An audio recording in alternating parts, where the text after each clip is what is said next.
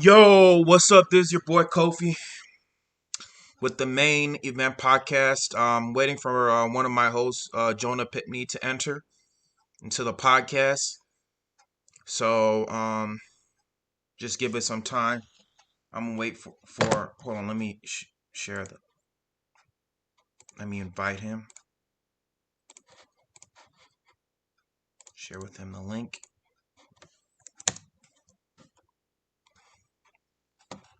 And so he can come on in.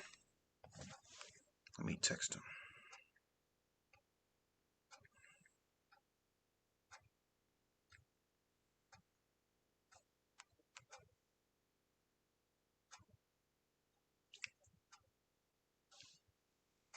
Okay, guys, we're gonna be as I wait for my host.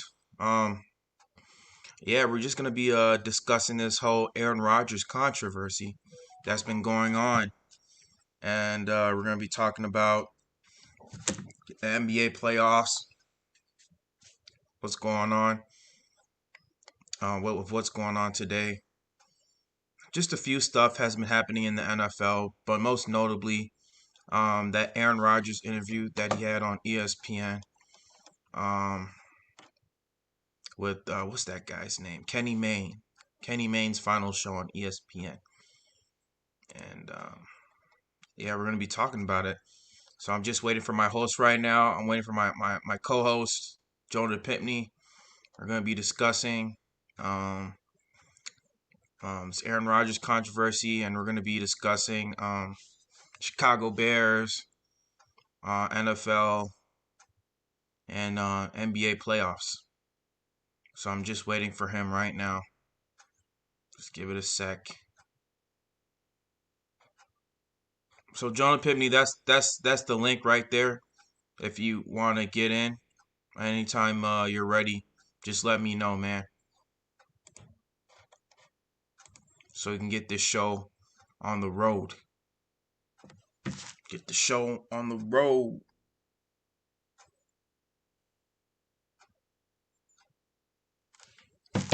There he is.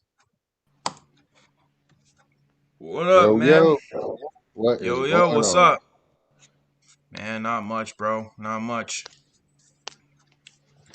Yeah, So, man. guys, yeah. I just want to introduce my host, my co-host for the main event podcast, Jonah Pitney. Um, Golden Gloves boxer, future WBO welterweight champion. No, I'm playing. Only we can only wish, man. We can only wish. Hopefully that happens. Yeah, he Beat might be them little Canelo dudes up. Alvarez. Shit, I am bigger than him, so yeah, I probably Yeah, got a chance to. you got some height on him, so Plenty. He only 5'9". I'm 6'2". yeah. So, Shit. but anyway, today we're just gonna be discussing the Aaron Rodgers controversy, that interview he had with Kenny Mayne, and the Chicago Bears possibly selling the team, and Yeah. other NBA news, NBA playoffs. Okay. What's So, what's the, what's what we gonna jump it off with, man? With this Aaron well, Rodgers fiasco? we're gonna start with the whole Aaron Rodgers fiasco in Green Bay. Yeah. What do you think about that, man? What do I think? Yeah, I'm conflicted. Well, as a Bears fan, I am happy as hell because I am happy, but at the same time, I kind of want Aaron Rodgers to stay in the division, so at least we're not like suckers for just winning the division without him. Because I would kind of rather beat Green Bay at their best instead of at their worst. Because Aaron Rodgers has owned us this the last 10 years. Let's be honest. He's Yeah. 19-4 or 21-5, if I'm not mistaken, against us his entire career, and I wouldn't want it any other way than to beat Aaron Rodgers with Justin Fields when he retires. But with the way things are looking with the Green Bay front office and Aaron Rodgers, they're just like butting heads. Like I saw the interview on ESPN with Kenny Mayne, and one thing Aaron Rodgers reiterated is that he said that it's about the philosophy and it's not about the organization. That's one thing he said. He was saying it's about the people. It's not about the organization that creates uh well, it's not about like the front office that creates the organization. It's the people that create it. And he was kind of like taking jabs at Brian Gutekunst and the CEO because value they don't really value players that much. They don't really value what Aaron Rodgers has done for them for the last 16 years. I mean, this guy has taken them to multiple NFC championship games, won a Super Bowl for them, brought MVPs to the team. I mean, the guy has done it all. Like, and I might be a Chicago Bears fan, but like I think Aaron Rodgers, he's one of the greatest quarterbacks of all time. You know, to especially when he's throwing the ball. Like, he's one of the greatest throwers I've ever seen from a quarterback. And I'm 100% being honest. Like, and Yeah, it's just sad that they wasted his career, like that. yeah. I'm just gonna start it off by saying I'm in the same boat as you. I'm very conflicted on that. Like, as much as I want to say I'm happy that Aaron Rodgers is not gonna be playing for the Packers, I'm still like, you know, Mhm. I'd rather beat him when he's there than to finally Mhm. than to only win division because he's gone and constantly now dominating the division again only because Aaron Rodgers is no longer with the Green Bay Packers. Exactly. And like you said, like I've been saying, it's so much sweeter to kick the Packers ass knowing that they got Aaron Rodgers there. With him being Mhm. gone, it's gonna always be I'm always gonna be happy that the Bears beat the Packers regardless, but Mhm. it's gonna be like something is missing if he's not there. It's Right. It's all gonna be feel different. It's gonna feel different. It's not gonna feel right. right. It'd be one thing if he retired, Mhm. but if he's still actively playing, and the only Mhm. time the Bears dominate the division because he's gone, it's gonna look kind of ass, and even Yeah, when we're he gonna look like retired. suckers. We're gonna look Right. like suckers. Well, to a certain extent, yeah, we're gonna kind of look Mhm. like suckers because then people can say, "Oh, well, you didn't win the division till Aaron Rodgers is gone." Then, you Exactly. know, People are gonna be saying that. Yep. right? You And know, then, Packers fans are gonna be saying that. Packers fans will say that to our faces. yeah, but then I still say the Bears have won the division with Aaron Rodgers being there. It just Facts. didn't Yeah, we happen. won two divisional titles while he was there. Right. I'm about to say it didn't happen often. It didn't happen often even when Brett Favre was there. But we have won the division with him Hmm. being there. And another argument we can also make is that we could say that if Jay Cutler gave a crap about his team, or if he didn't go through those injuries he went through, Aaron Rodgers probably wouldn't have thoroughly dominated us like that. Yeah, because you can go 50-50 on that because majority of I believe Jay Cutler interceptions came against the Packers. Just like majority of Matthew Stafford interceptions came from playing the Bears, and most of Jay Cutler interceptions came from playing the Packers. So it was just Hmm. it was just something about Jay Cutler and the Packers. He just I don't He know what couldn't it get over is. it. Right. He only beat them once. That's Majority crazy. majority of their victories against him, against Aaron Rodgers, Jay Cutler didn't play. I think majority of those victories came. I know one or two of them came when Cal Orton was there. Hmm. Yeah, and then the rest of them came from Trubisky. Really, I think Trubisky beat him once. Once, yeah. Yeah, Trubisky beat him once. Then Cal Orton beat him twice, and Hmm. Jay Cutler beat That's pretty him much it, right? once. Yeah. Yep. I remember, yeah, because that one game when they were honoring Brett Favre, I think that's the only time he beat him, Yeah, that's the only if I'm time not Jay Cutler mistaken, beat him. in Yeah, that was in 2015. Yep. yeah, because Tracy Porter, he threw the ball straight to Tracy Porter. Yeah. Yeah. I think. Yeah. Tracy Porter. Yeah. Yep. he threw it to him and he made that. But basically, you know, yeah, it's gonna feel weird. As much as I don't even like Aaron Rodgers, God, I hate him. yeah, but he the real deal. He He is, man. He's a excellent great passer. quarterback. That's Right, that's got one one of the thing you can't strongest deny him. He's arms. a talented quarterback. Yeah, and got one of the most powerful arms in league history. You Exactly. know, Hmm. and the way he can throw the ball is almost effortless. It's almost like watching, like when Michael Vick used to throw the ball, just a flick of the wrist and that mug take Yeah, go off 80 yards down the field. quick, quick. So yeah, You ever seen man. that one Michael Vick commercial where they were playing they had like these people they're playing like a Michael Vick game and whoever he threw it to, like they just flew all the way back. It was like a what was it? It was a commercial like where Are you talking if about the somebody Michael caught the Vick ball, like they'll experience? start flying out the air. I don't know. I think I said no because at first I thought you was talking about the Michael Vick experience where they put a helmet on you, give you the Yeah, they ball, put a and you be helmet in the on you. machine. Yeah, they put a helmet on you, and once you catch the ball, you start flying out in the air or something. Yeah, I think I see now. I remember that. Yeah, that's how strong Michael Vick was when he threw the ball. Like, dude, just man, he had a cannon of an arm. Yeah, that man can launch it 90 yards down the goddamn field. 80, 90 yards. If that person catches it, it's game over. That's a touchdown. Yeah, but let's get off Vic. Let's still keep it on My bad. Rodgers. No, it ain't your bad Rodgers. shit. Because if I would say nothing, we'll be talking about Mike Vick for the next half hour. I know. Right, that's what made me have to stop. Like, wait a minute, let's keep it on that nigga. But Yep. yeah, for the most part, man, I'm still conflicted in that. I put it like this: I'd rather at least have him stay one more year, so then when the Bears Right. do win the division, which I believe they have a 60-40 chance, I'd say 55-45 chance of winning the division this year. I agree.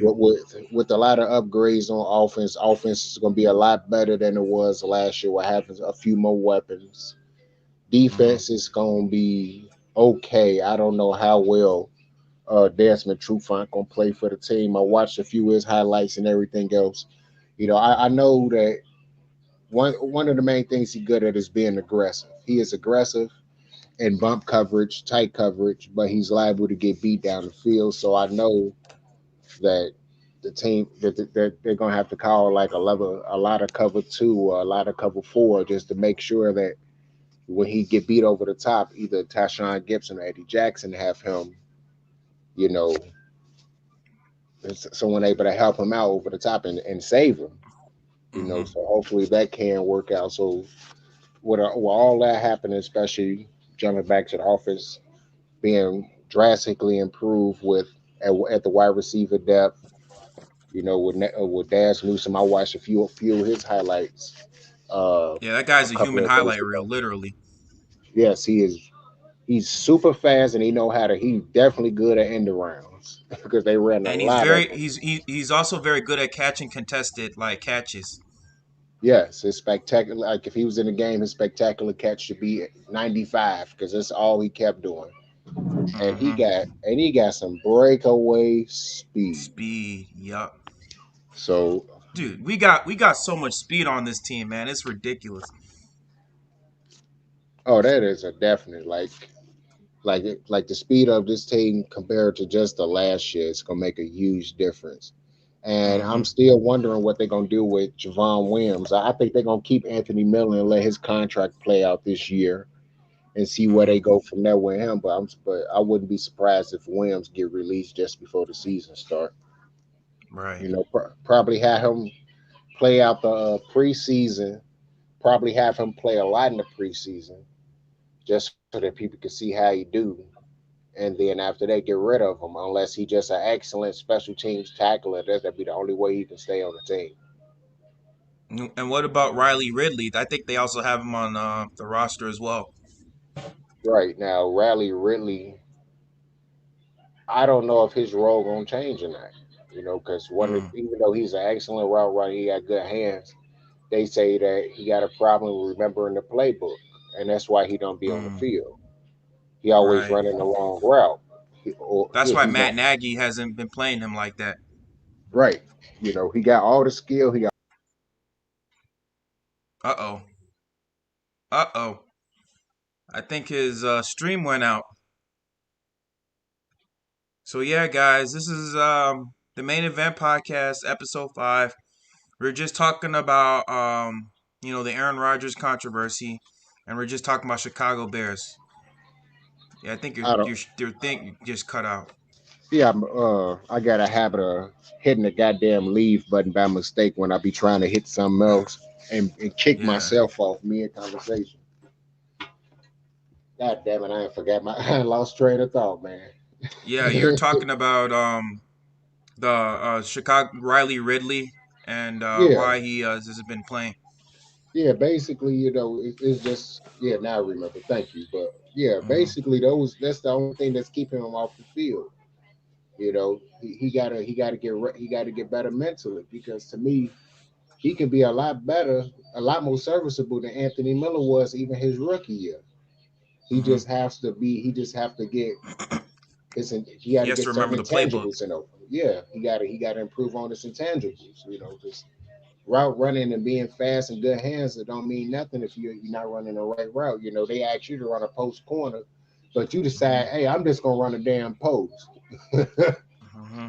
you And if know, you don't they know how to run a post corner, then why do you want me to put you in the game? If you don't know how to run the L, if you don't know how to run a post route, why should I put you in the game? right. Because Nat Nagy, he runs like a West Coast offense. And so you have to really be on point. Yeah, You have with to the, really be on point. even though Similar to Andy Reid. yeah, Andy but the Reid runs a difference similar is offense. yeah, Hmm. but the difference is though where between Andy Reid and Matt Nagy is that because originally the West Coast offense is supposed to be quick, short passes, short Hmm. passes. You're supposed to constantly dink and dunk, mix in the run, and you dink and dunk to get the safeties and the linebackers to be close up on the line, and then that's when you're supposed to send it deep. Now, in the years past, the only person that was really a deep route runner was Taylor Gabriel. Right. Now, with of course Daz Newsome and also having a good one Marquise also there, Goodwin right? Have a good one there. and then Mooney as well. Mooney can take the top off of defense as well. Right, having Mooney there. Now you have a lot more speed, and now with that, you got multiple guys that you can send deep at once instead of having just one guy run one deep route. Now we're Hmm. doing that. That of course we know that put a lot more pressures on the defense, especially the safeties and corners. So with those guys being there, they help right there. And then they help out with the play action. They help out with the Hmm. run game. They take a lot of pressure off the offensive line. Now that's of course that's the biggest question of the team. Yeah, we got Tevin Jenkins. We did sign also Larry Bourne both Larry from the Borum. draft. Yeah, we got both of them from the draft, but we still don't know how they're going to react in terms of being an Hmm. NFL player. We don't know Because if these guys they haven't played together, so they have to get used to the NFL game speed. They have to get used to playing with each other, calling the right plays. Learn how to sync together. right now. I don't think Borum is going to play right away. I think it's going to be a Fetty and most likely a right tackle, and then put Jenkins at left tackle, and then we're gonna see how that go. Now, if the tackle position is set there, then we good because the center and guard position, even though they up and down in terms of of, of, of protecting the quarterback, they pretty damn good at being at, at being run guys. They Hmm. good. They're real good at being in the right position during the run. In terms of pass pass blocking, they can be kind of subpar, but they Hmm. are very exceptional when it comes down to that. Cody Whitehair, Mustafa, and now James Daniels coming back. He was James Daniels before his injury was the best offensive lineman we had. He was constantly creating holes in the gap and constantly keeping pressure off the quarterback. So When Mm-hmm. we know what Cody Whitehair can do when he's actually in the game, and hopefully, Mustafa Mm-hmm. can get stronger so he don't get pushed back so much when he in pass protection. Sometimes he'll be on his ass during pass protection.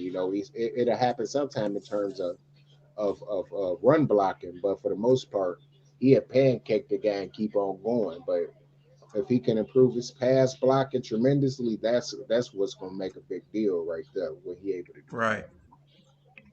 Yeah, I mean, I think Tevin Jenkins, man, he was so underrated in the draft. I mean, this guy was expected to go at least top 20 in the first round. And the fact that he fell to us because I didn't do a mock draft, but if I did a mock draft, like he was like number 20. Like I had the Bears picking him at number 20 in right. one of my if I did a mock draft, I would have picked him, you know. But the fact that Ryan Pace was able to move up to from I think from 52 to 39 and get him, and not only get him and get Justin Fields, I mean, I think that was just a steal. Like I think he's one of the best offensive linemen in this current draft. Some people had him being actually the best lineman in the draft and felt like he should have Over he Panay should Sewell, over right, him. right. Like I was surprised when the Lions got him instead of getting Jenkins. I was like, oh, okay then. I Right. wonder where Jenkins gonna fall to. Like you said, I thought he was gonna at least be in the first round when he fell to the second round and still fell in the I Bears' lap. It was unbelievable. I thought the Lions were gonna pick a defensive player like a linebacker. I thought they were gonna pick Michael Parsons, but they ended up taking offensive lineman. That's their biggest need. That was Hmm. one. That's one of the main They things. needed a linebacker because their linebackers are so slow. They don't know how to tackle, and they're just way too slow. Yeah, but their offensive line is the reason why Matthew Stafford could never stay healthy. Even though Yeah. even though they eventually got rid of him because they brought in a new quarterback, they know right now they're gonna have to build their offense up so they can stay in the games and and probably steal some victories, and later on work on the defense and try to recreate what the Lions was in the early 2010s. Yeah. When they had Matthew Stafford, 2014, 2013. right? Try to be that type of Lions team again. Ain't no telling how long that's going to take before that happens. But that's basically what the Lions trying to get back to and try to progress farther than what they did with Matthew Stafford and Calvin Johnson. Man, they never won a divisional title with him at all. That's crazy. They did. I thought they didn't even win the division then. I thought they Mm-mm. won No, it. they've been to the playoffs, but never won a division with Matthew Stafford, even with all those weapons he had and that defense. Damn. Well, should I put it like this? Without Matthew Stafford, they probably don't even win 5 games. With the Rams? No, I'm talking about when he was with the Lions. With the Rams, I Oh, the don't know how Lions. many Okay. games gonna win. Mm-hmm. I know they had the number one ranked defense last year, and they had a pretty good offense with Jared Goff. So I'm pretty sure they're gonna be better with Matthew Stafford, but he gonna still make those same mistakes he did with the Lions Yeah. because it's Stafford. You know, he got a habit of making mental mistakes and throwing picks. Because, That's yeah, one. Sean McVay runs like an RPO type of offense. So he's probably going to have him in bootleg or probably drop back and throw some passes. Yeah, and that's just because the Rams got Matthew Stafford is the main reason why I believe that the Bears can steal that game against the Rams Mm-hmm. because I just believe that he's going to be the reason why they're going to lose that game. He's going to cost them a few games. You know, they Yeah. say Jared Freaking Goff the did, freaking but Rams, man. They've beaten us the last two times in SoFi. I don't understand what it is with the NFL, but they don't want us playing in Soldier Field because last time we played them in Soldier Field, you know what happened. yeah, I know. I brought that up. That's funny. I brought that up before that the NFL do not want the Rams back at Soldier Field because that ass whooping was just too much. Too I brutal. guess right. I guess it was just embarrassing, because everyone thought the Rams was gonna take it straight to the Bears, and when that ass whooping happened the way it did, it Mm-hmm. was like, oh no, nah, we can't do that no more. So I guess is that they gonna stay in St. Louis. But it almost always been like that. The Bears rarely ever played. I said St. Louis, they LA now, but they hardly ever. I know, right? I still say St. Louis sometimes. Yeah, but they hardly ever played the Rams in Chicago. It's always been either in St. In Louis LA or LA. Yeah, it's always been that way. Even when I think back to when the Bears had Devin Hester, in they was at 2006, yeah. right at that time they was in St. Louis. You know, you go back further than that. I think yeah, they only played Chicago maybe over the Yeah, past further 21 back when they years, had maybe one. the greatest show on turf. Yeah, I think it was Mm-hmm. still in St. Louis Rams slash LA Rams at home. You know, I Mm-hmm. think they only play. I think over the time that they played And the that's Rams, when they I were think in they the only dome played them too, at I home. think. They didn't have a dome. Yeah, Mm-hmm. so I think they always played them. Yeah, I think the Rams usually always at home. Yeah, But and especially with our schedule, we have like home away, home away, home away, man. Like it's crazy. Our schedule is so brutal, man. yeah, a lot of traveling, a lot of going back and forth. It's the extra game that made it like that. It just seems like we're the only team that has home away, home away. It's like, what the hell? Like, can we get a damn break? That shit, they gonna get that break when they finally hit that bye weekend. I think it's week 10. They get a bye Yeah, week. week 10. Yep. Yeah, so yeah, once week 10 hit, I guess they get their bye week. I thought they was gonna have two bye weeks, but no, only one. Mm-mm. Mm-hmm. But we're gonna see how that's gonna work out for them. You know, it's gonna be a Yeah. tough year. How many wins you think they gonna get this year? I say 10 at the most. Six to At 10 worst, wins. maybe 6 or 7 wins. At worst, 6 or 7. At best, maybe 10 or 11. I agree with you. 10 or 11. I have to be Right. honest, man. Like Yeah. if, That's what but if Aaron Rodgers was in the division, at best maybe 8 or 9 wins. yeah, that's what I said. The ceiling would be Mm-hmm. about 9 wins, but I wouldn't be surprised if the Bears was to rack off 10 victories this season.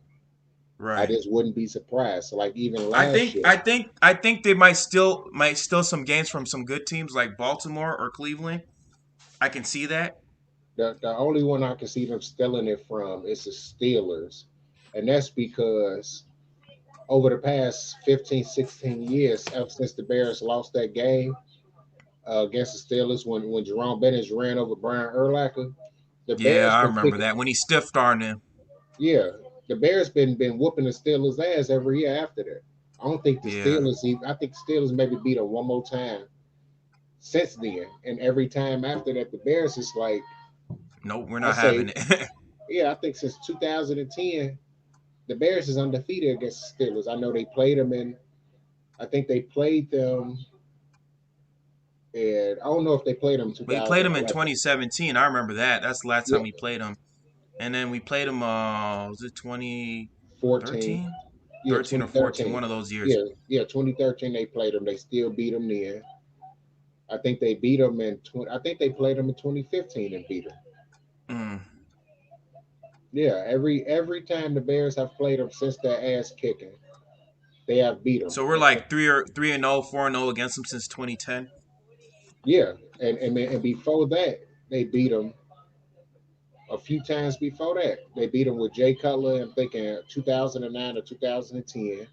They had a Mm-hmm. battle with them and beat them then. Yeah, I think they like 4-5-0 since that loss against the Steelers. And that's with Ben Roethlisberger having Le'Veon Bell and Antonio Brown, and before that having And that Hines defense, Ward. that Right, Troy Polamalu in his right, prime. yeah. So the Bears have beaten very good teams over the years. That's why I was arguing with CEO Top Dog and a few other guys. I was like, y'all don't even know the stats. I'm like, since 2015, the Bears have kicked Seattle's ass almost every year. Yeah, Only they said, because "Oh, we're gonna win 5 games." I'm like, dude, get the hell out of here. I'm like, people don't even know the history behind it. I'm like, don't y'all know majority of these teams that the Bears been kicking their ass for if not a decade for the Especially past. Baltimore. We've been owning Baltimore too. Right. Well, that was before Lamar Jackson, Oh yeah, you know. So that's why I say I don't know. I got that game, Baltimore beating the Bears 42-28. The Bears staying with Baltimore into the fourth quarter, and Baltimore scored two consecutive they touchdowns just to make go it look like a buck whooping. wild on the Bears in the fourth quarter. Right. That's why I got it looking like the offenses score and the defenses look terrible in that game. Both defenses. Yeah, So, but the game that I got, if they do get 11 wins, I got that Steelers game marked down as a big time upset. Like get like that's one of those games right there. Like I would not be surprised if the Bears win that game because the Bears have owned Ben Roethlisberger basically his hmm entire career. hmm Other than that yeah, one game, that's it. I've not seen no other victories. Bears versus Steelers. Vikings right. that they usually split. Lions Bears usually 2-0 every blue moon they split. Uh, But I think Matt Nagy's 5-1 against the Vikings and the Lions. right, yeah, I So believe so. So yeah, he's 5-1 against both of those teams. Bears overall is like 5-0 since well, I say 5-1 hmm against Ben Roethlisberger his whole career, hmm if not 4-2. hmm Uh, a lot of these teams, the Bears have kicked their ass. Like even the history against the Browns, the Bears oh have hell played yeah. plenty of close games with the Browns, but the Bears usually come out on top against them in close games. But that was before Baker Mayfield, so that's what make it different. And before the team that they had. Right, before the team they got now. So And it's they got a great coach in Kevin Stefanski. Kevin Stefanski, he's a great offensive coordinator or offensive play caller. yeah, he definitely is. But all we can do is just see exactly what's gonna happen with those teams. You know, who else is the Bears is playing this season? The Raiders. Now the Raiders, that game could be 50-50 because the Bears have gone back and forth with them.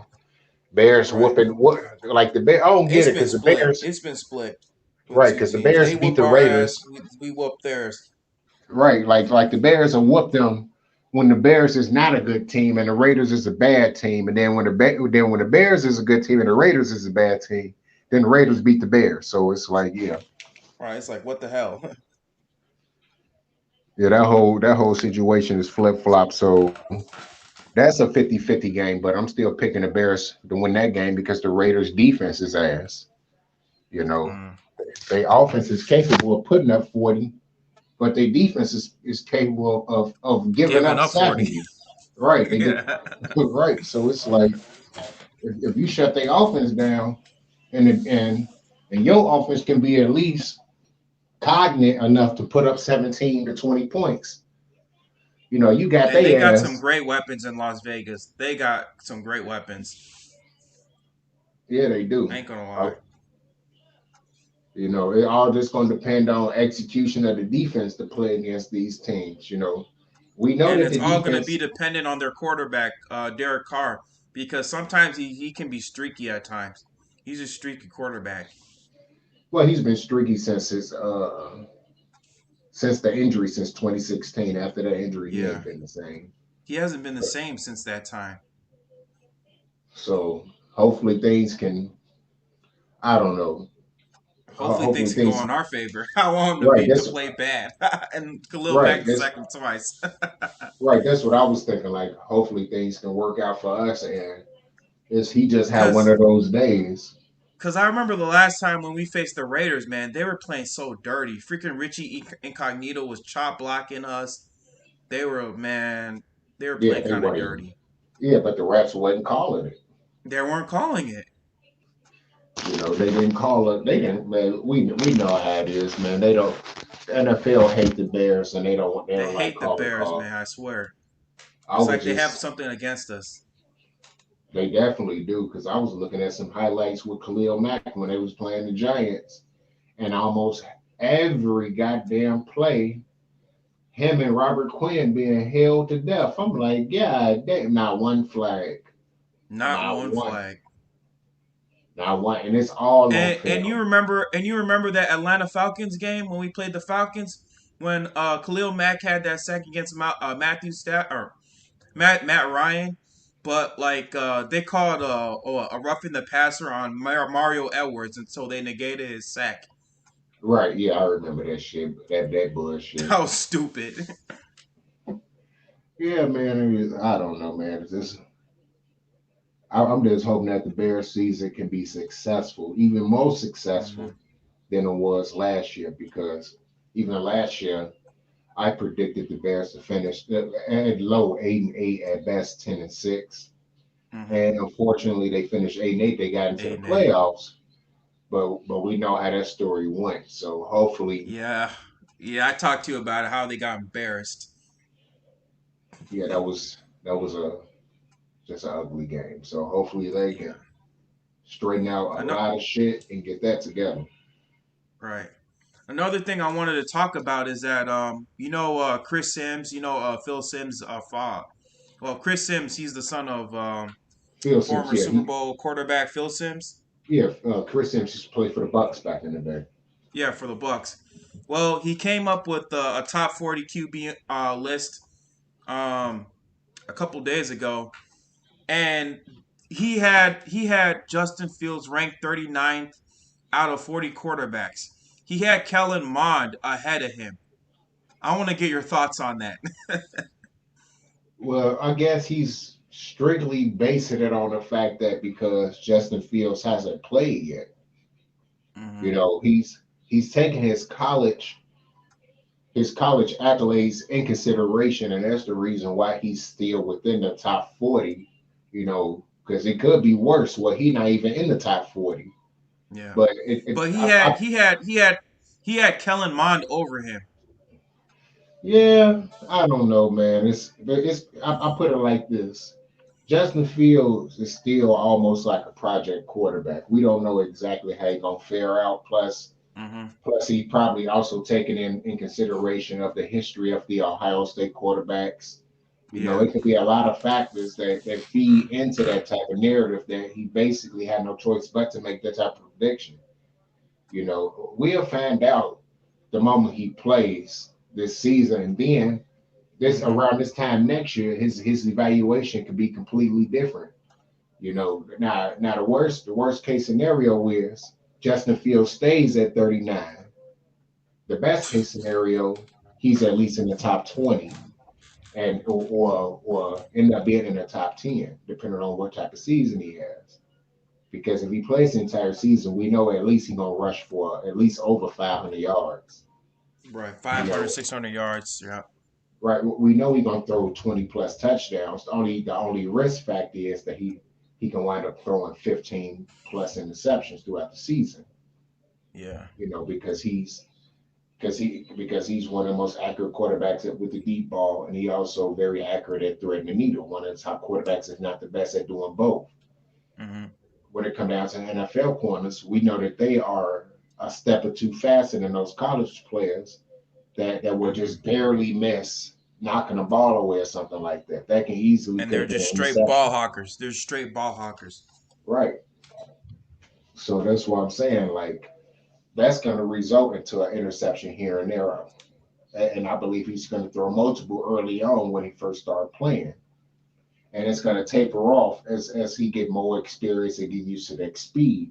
Then he going to know when to pick and choose when to thread that needle or when to put it over the top to take the top off the defense. So I believe that he probably going to throw somewhere between 15 picks, but he might throw like 26 touchdowns and then run for maybe five. That's a decent amount right there. 29 total touchdowns, 30 total touchdowns, 15 picks. That's not too bad, even though no 15 picks out of 17 games is still kind of up there, but Right. it's not really like, oh shit, like we got a problem. My prediction is that I have him throwing 30 touchdowns and 10 interceptions, and I have him throwing for over 4,000 yards. I think if Matt, oh, I can't talk right now. If Andy Dalton um is able to, if he only starts a few games, maybe 1 or 2 games, or if he comes in early, I have him throwing 30 touchdowns. But if he comes in later, maybe I have him throwing maybe like 16 touchdowns, maybe 7 interceptions, throwing for over 2,000 yards. Like if he comes later on, but if he comes early, like if he comes like maybe week 2, week 3, or something like that, I have him thrown over 30 touchdowns Okay. and 4,000, around 4,000, because I think he's Well, that good. Or maybe I don't know. That's kind of bold, but right. That's why I don't know. It's I put it in this spectrum. If he able to outperform Andy Dalton throughout training camp, preseason, and he starts week one, even though me personally, I don't know if he should start week one, but if he's that good to start week one, I believe he tops out at 3,500 yards, maybe 36, 3,700 yards mhm, passing. Like I said, 26 touchdowns, 15 picks, 500 plus yards rushing, I respect that. five plus rushing touchdowns, and I believe Hmm. that's pretty decent. Like now, don't get me wrong. I, I I, know I would mine is pretty love bold. That's pretty bold. I would love to see that 4,000 yards, 30 touchdowns, and only 10 interceptions, running for He already 600 broke plus the record. yards. Right, like that. Yeah, I would love to see that conquering from our quarterback. Right. It's like the I, weight of Chicago's of QB curse has just lifted off. right. Period. So that's why I'm like, I'm not gonna say, oh, you're completely wrong. Like that can't happen because shit, Hmm. we ain't It can seen some happen. crazy It shit can. happen. With the weapons we have, it can happen. I'm serious. It can happen. Yeah, because of course we got Allen Robinson, who he gonna get. It don't matter who the He gonna fucking get a quarterback thousand is. no matter what. Right. Shit, he would have got 1,000 his first year back if he didn't get injured for 2 games. Right. First year he was with the Bears, so that's why I'm like, it can happen, and I would love to see that. But I Hmm. don't know if it's gonna happen this season. I'm pretty sure it will happen with his career that he will be that quarterback to finally throw for that 4,000 yards. Because ain't the Bears the only organization not to have a 4,000 yard passer? Yeah. Yeah. It is. We're the only organization, and we're the only organization to not throw for over 30 touchdowns. Yeah, that's been one of the things that always been wrong with our team. Quarterbacks. I Right. don't know. It's like our quarterbacks' job was never to do that. It was just make sure your ass don't lose the goddamn game. Exactly. What's up, Kasim Baker, man? What's going on, buddy? What's going on, bro? I know you always come on my stream, Kasim Baker. Thanks for supporting, man. Share and like the video, bro. But yeah, I also want to talk about the rookie QBs, and I wanted to talk about who has the best situation out of all the rookie QBs in the first round. I just kind of wanted to get your input about that. Okay, in terms of that, I would probably say the one that's probably in the best seat. I say two of them. One is Matt Jones going to the Hmm. Patriots, and the second one have to be Justin Fields going to the Bears. But if it's between them two, the best situation would be Matt Jones because once again he's going to the greatest coach and possibly the Hmm. arguably the greatest corporation of all time with the New England Patriots. He gonna sit for a few years behind Cam Newton, and depending on how Cam Newton plays, Hmm. that's gonna determine whether they get rid of Cam Newton and move him around and have Matt Jones play, or they might have him do the same route like Jimmy Garoppolo, take a few years, sit back, watch for a while, and then eventually play. You know, Hmm. he's not going to allow what happened with him and Jimmy G that happened with him and Matt Jones. You know, if he willing to move the quarterback, he gonna move him right away. Hmm. Yeah, and the fact that Mac Jones, he fits perfectly in the Bill Belichick system because Bill Belichick is more of like a type of guy that wants his quarterback to throw the ball like really fast. Like once he gets the ball in his hands, he wants him to throw like really fast, kind of like what Tom Brady did. Yeah, quick throws. Yeah, because Quick throws, Bill quick Belichick, slants. right? Bill Belichick run like a West Coast type of offense. Quick throws, Hmm. constantly that, uh, quick, quick, Post zone, routes. right? A zone style run game. And then guess what? As soon as you get close up, he throw a deep pass and take the top off the defense. But we just Hmm. gonna have to see how that's gonna work. Rather Hmm. if it's Matt Jones or Cam Newton, but I'm pretty sure right now it's the job is for Cam Cam Newton to for Matt, lose, right, basically. It's for Cam to lose and but I for think Matt I Jones to think take with over. Cam Newton, he has to they had to kind of dumb down the offense for him because I remember from last year they're running like a lot of run style offenses for Cam Newton. He wasn't like really throwing the ball that much. Probably predicated to the fact that they didn't have any weapons. But I mean, they had to kind of cater the offense towards Cam Newton. They kind of had to kind of dumb it down in a way. I wouldn't say dumb it down because it's like an insult to the player. They conform to Cam Newton's skill set, much like they conform to Lamar Jackson's skill set. You wouldn't call Yeah, them dumbing down Lamar Jackson that's playbook. not that's. I agree. That's not what I'm trying to say, but I don't know the word and the exact word for it. But like they kind They of had to change conform the to it. offense because we know Bill Belichick, like you said, he runs like a zone read offense. He runs an offense where he wants to get the ball out quick for his quarterback. And I didn't like I saw some Patriots games, and I saw that Cam Newton he wasn't kind of doing that. He had to they had to design offenses where he had to run the ball a lot or where Cam Newton had to run the ball. It was like one or the other. You kind of get what I'm saying? Yeah, I do. It's I just wouldn't that. say like dumb it down, but like they had to kind of change their offense a little bit.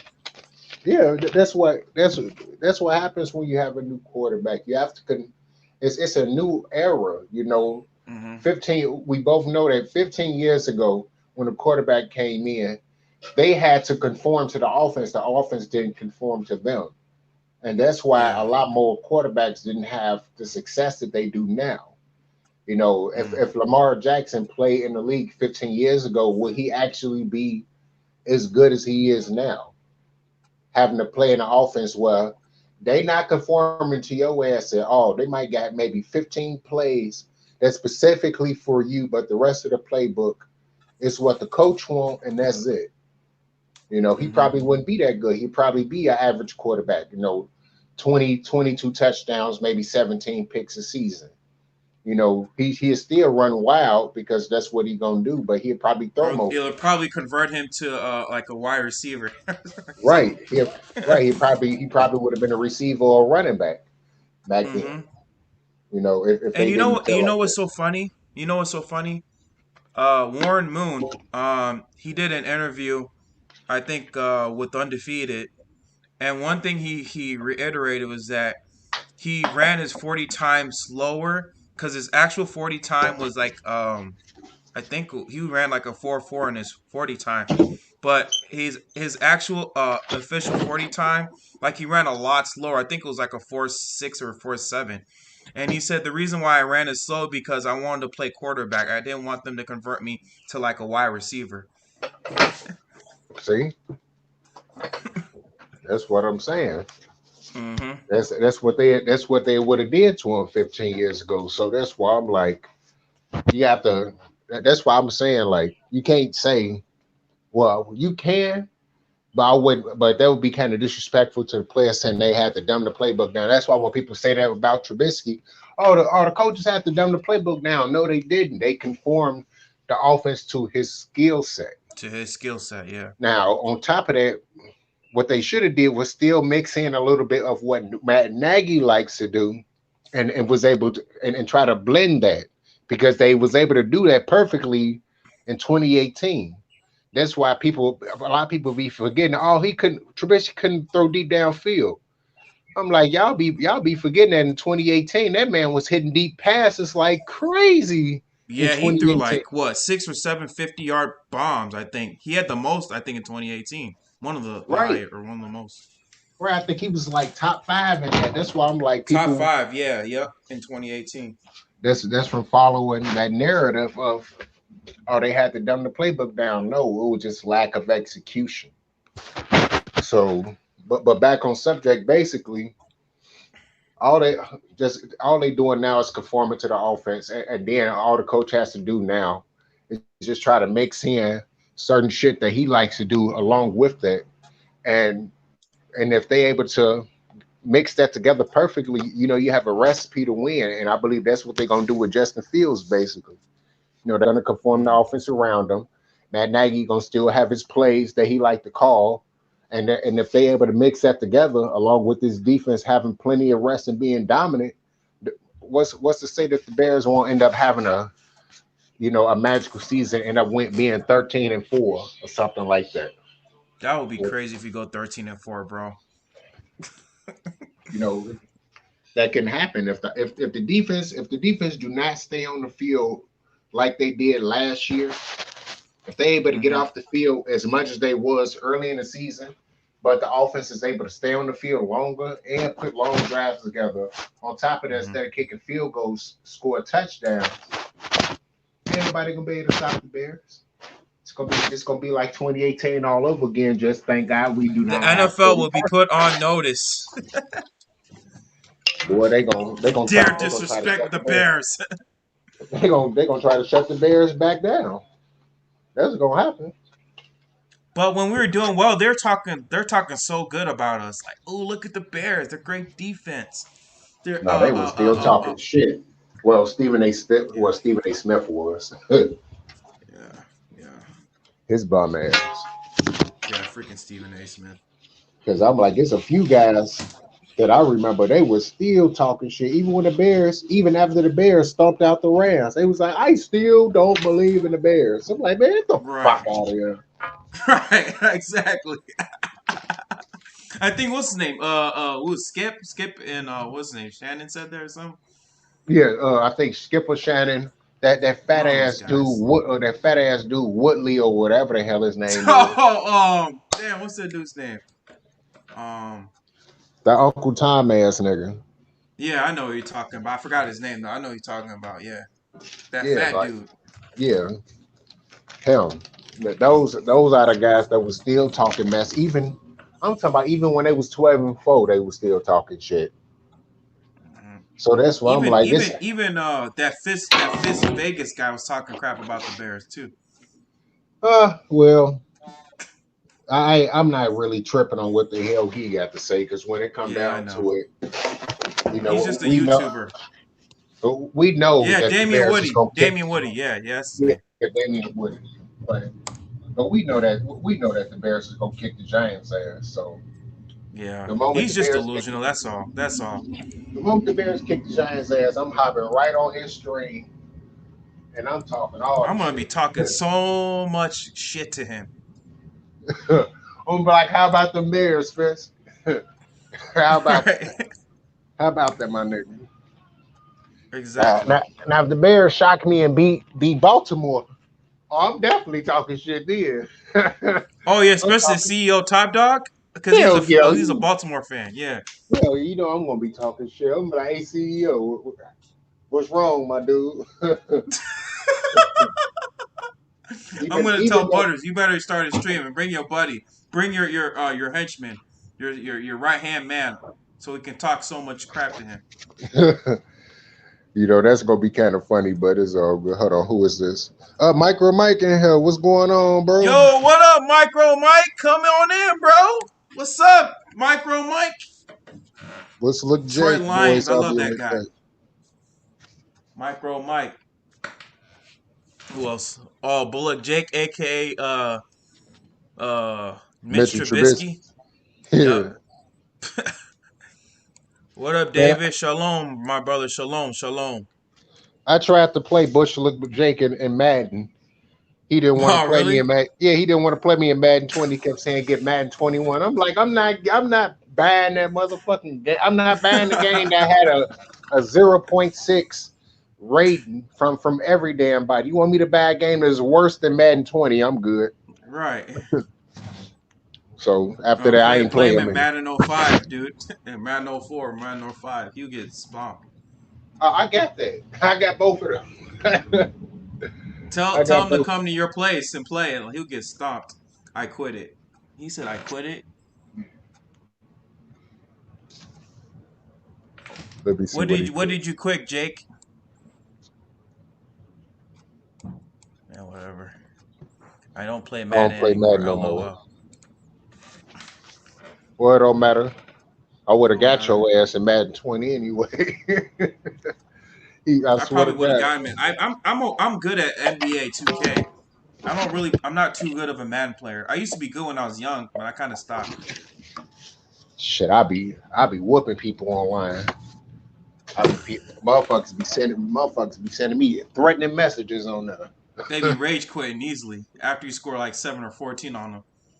Man, I be smacking niggas. Well, I whooped this one dude. He said I whooped this one dude. He waited to the end of the game, started talking shit. So I'm like, Really? man, you just mad you just lost. So he sent me a message. Oh, I got 1,007 wins. So this one loss don't mean nothing. I'm like, so Oh, what the okay. hell you tell? I'm like, but you had to make sure to let me know how many Right. wins you got, but this not bothering you. Get the fuck out of here, Right. man. I'm like, you Yeah, that upset. got under his skin, man. That got under his skin. Right. Quiet as hell until the end of the game and then wait until he lose to say something. I'm like, whatever, nigga. He probably all those 107 wins were from crappy people, from trash Madden players. On Oh life. man. But Oh shit. yeah. Another topic I wanted to talk about is the Bears, like the ownership. I don't know Yeah, if them this is selling the true. team. Huh? Yeah, yeah, about them selling the team. I've heard about that too. Yeah, selling the team. Me personally, I don't think they're gonna try to sell the team. I think it was just kind of rumors because if they try to sell the team, it's gonna break um, Virginia's heart. I think they're Nobody gonna give a wait fuck. till she. I wouldn't I give a think they're gonna fuck wait till about she breaking passes her away. heart. They sell a if they sell a team, that mean her ass will go faster. Shit. They ass ain't doing what the fuck they supposed to do any goddamn way. Her ass like 215 years fucking old anyway. Her ass better Exactly.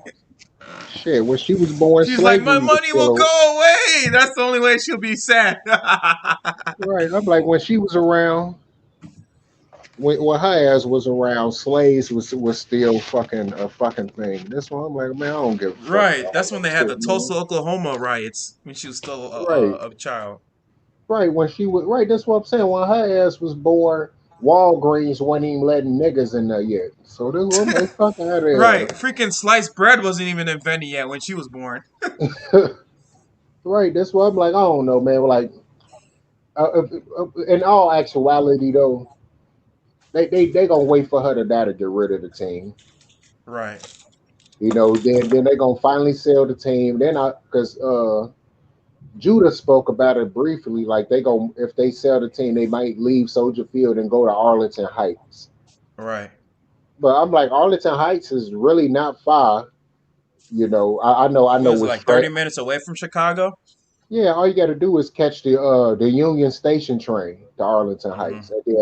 And then you'll be straight there. You get off of there, and then I'm pretty sure the stadium not gonna be too far away from there. Because Arlington Right. Heights, yeah, on the train it's like 15, 20 minutes away. If you drive, it's about 30 minutes, depending on 30 traffic. minutes, yeah. 30 to 45 minutes. Right.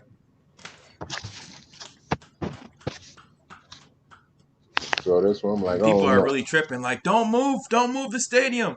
Don't move it to Arlington. Don't move it to Arlington Heights. Yeah, but it wouldn't be the first time they moved it when they had to renovate Soldier Field for that Right. one year. They was in Champaign, Illinois, Yeah. and They actually played games at Wrigley Field the first time. right.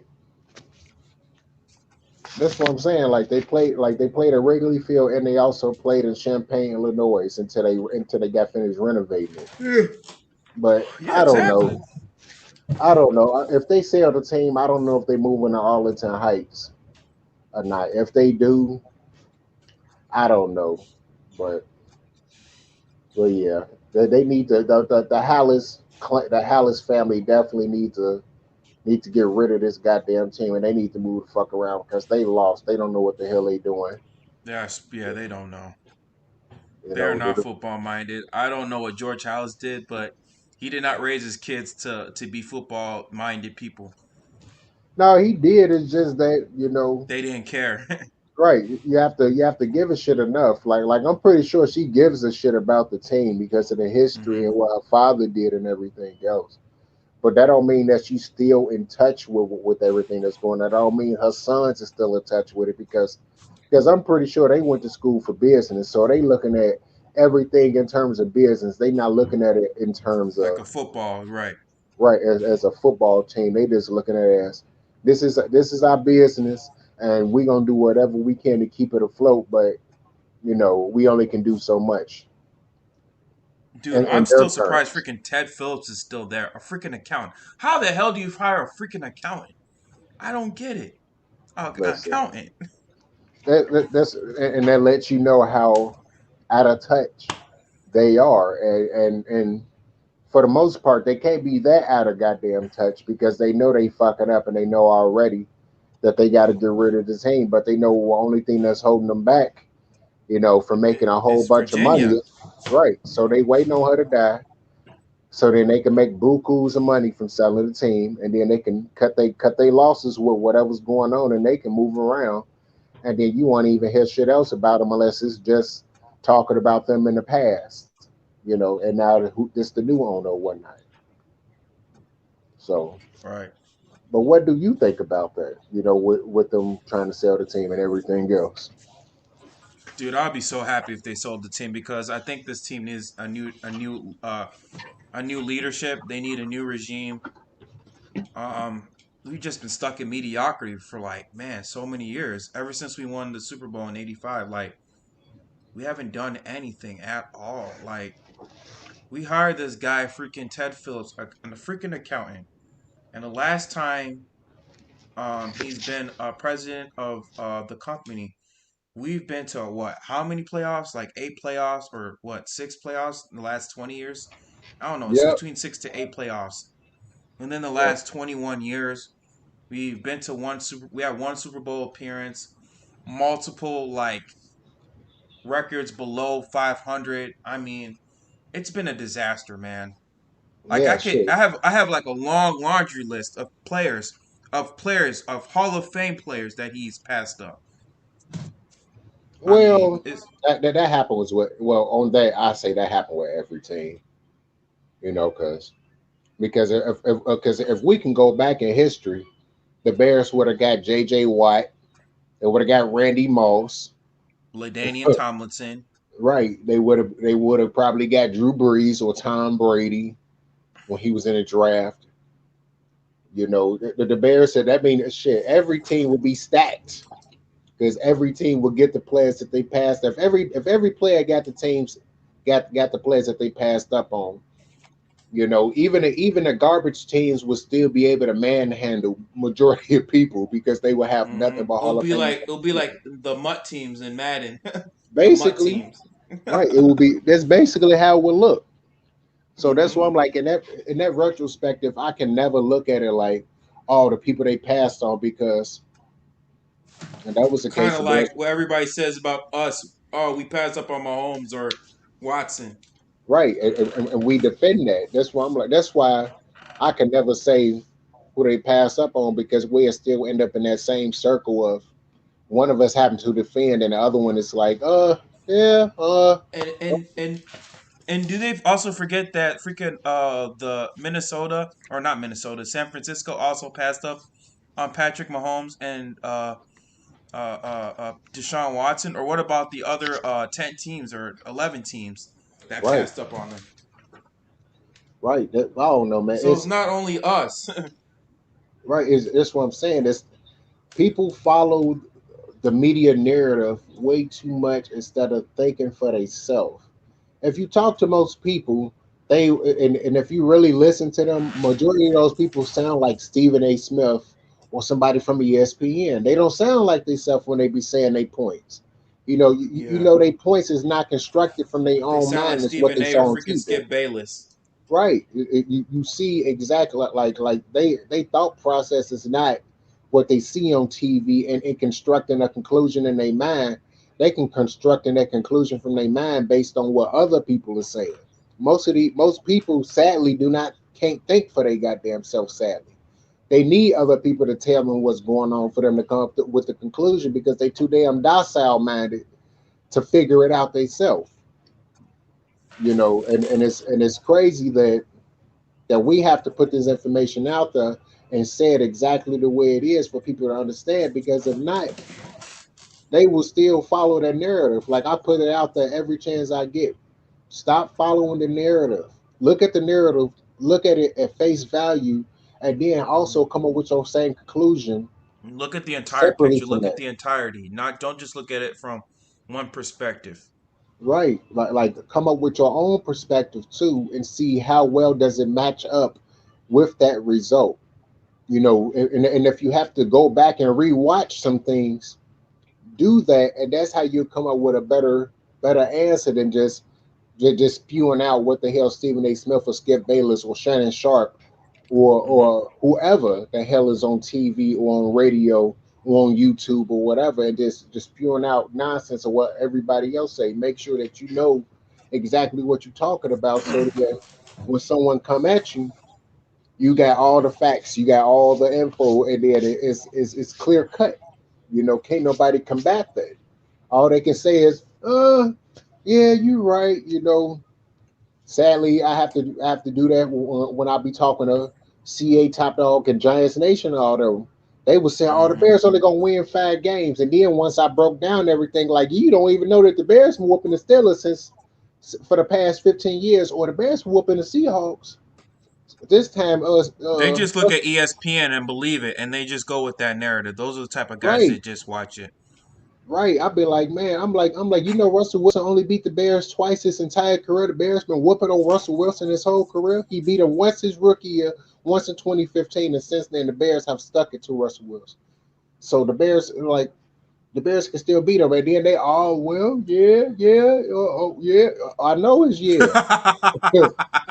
Because I'm like, you don't even know that I have to even break it down to him. The Bears been kicking the Steelers ass for over a decade. After the Steelers beat the Bears in '05, the Bears been watching the Steelers for the past 15 years. Hmm. Even though I said the Steelers is 15, going 16 years, yeah. right, even though I predicted the Bears is going to lose to the Steelers this time, but I'm like, you didn't even know that, did you? You just basing it on what you seen over the past 3-4 years. I'm basing it on what I've seen over the past 20 years of watching the Hmm. NFL. Most of you niggas is Weren't only even born 20. then, or just Right, most babies. right. Most of you niggas what even didn't even know what the hell was going on during the time I was Right. watching.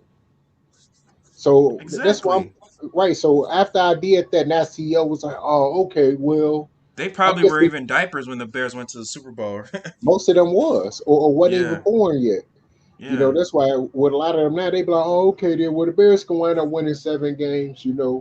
With 3 or 4 50-50 games, they can make them be 10-7, 11-6. Oh, okay, I see your Hmm. perspective in that, but I still don't know. I'd be like, yeah, but the thing is, though, you literally just flat out said that they gonna win 5 games when you don't even know the history between the Bears and a lot of these teams. The Bears been smacking the shit out of a lot of these teams for Right.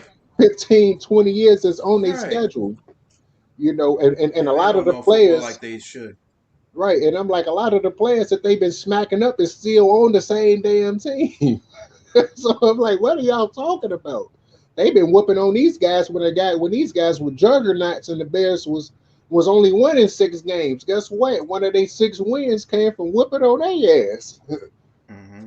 That's why I'd be like, man, I don't know, but what it come down to, all we can do is basically just watch and see how this season gonna plan out. But I believe this is gonna Yeah. be a very successful season for the Bears. You know, the last two Yeah, I agree. seasons, they kind of fucked up. They could have been 10-6 both years, and just couldn't get over the hump. You know, blowing games like in 2019. If they don't blow that game against the Raiders and don't blow the game against the Chargers, they 10-6. Hmm. This last year, if Trubisky played the first time they played the Vikings, they win. And I believe if he Even the played that Saints, coach, I feel like they right, would have beaten the Saints if he was right, playing. the To be first time honest, around. Yeah, the first time around they probably beat the Saints. They probably beat the Rams, and they probably beat the Colts. right? Shoot, So hell, that's even the Titans. I right. don't know about the That's Titans. Man, I I don't know believe. about Titans is pretty good. Yeah, Titans are a but pretty good team. their defense was still ranked like 28th at Yeah, that yeah, you're time. right. What They they would have played. beaten them too. But I think it would. I think the Titans would have had the edge. I think it would have been a close game, maybe I, 27-24. right, something Titans. like that. Right. Yeah, the game would have been a lot closer though. That's why I be looking like, man, I don't know what y'all niggas be talking about. Like, oh, your roster is trash. Like, dude, do you even understand the true meaning of trash? Like the real meaning of it? Because it's like y'all call Go everything watch freaking Joey trash. Harrington and the 2000 Lions. That's trash. Right, like that's why I be like y'all really don't know what trash really is, do you? Like look at Cleveland just 3-4 years ago. That's trash. 2017 when they went 0-16. Right, That's that's like one of the worst trash. team. They're worse than the 08 Lions. Right, '08 Lions. I think they lost 11 games by like 7 points or less. They were competitive, right, in most of their games. Right, most of their games they should have won. They blew. Right. So that's all I'm saying. Like these people don't be understanding what trash really mean. It's a difference between being mediocre, but was 1 or 2 games from getting over the hump and looking real good. Like I had to Hmm. break that down to him too. I was like, don't you understand that if the Bears don't blow those 2 games, the Buccaneers don't even make it to the playoffs? I had to explain that to him. Like the Buccaneers end up being not even in the playoffs because the Bears would have had the same record and they would have booted them out. That's Hmm. how close the Bears was Hmm. to winning 10 games. The Buccaneers Hmm. don't win a Super Bowl. Hmm. And This is why, also the fact that people are saying, "Oh, the Buccaneers are going to wipe the Bears." I mean, you don't even know what's going to happen in this season. It could be injuries. Man, freaking Tom Brady, man, he could regress massively because I think he's going to go into the season age 44 or 45. I mean, yeah, uh, I got the Buccaneers actually beating the Bears this time around, simply because mhm. I believe that the front seven is going to affect the game Yeah, that's true. Yeah, their front because seven. Yeah, their front because seven is because deadly. because they cornerbacks and safeties are serviceable, but you can torch their ass if your offensive line can hold up. You can torch the Buccaneers front back four. You can torch the fuck out of their safeties and corners. You just need enough time. But I believe that front seven is probably going to shred the Bears offense as early as right now. Now, when the season starts, if the offensive line is able to hold up pretty good, my evaluation may change. But right now, I don't know. I think it's to me it's kind of too early. I haven't done my predictions yet, but I think closer as we get to the season, I'm going to probably do a prediction because I think it's kind of a little too early. Yeah, it was a little too early.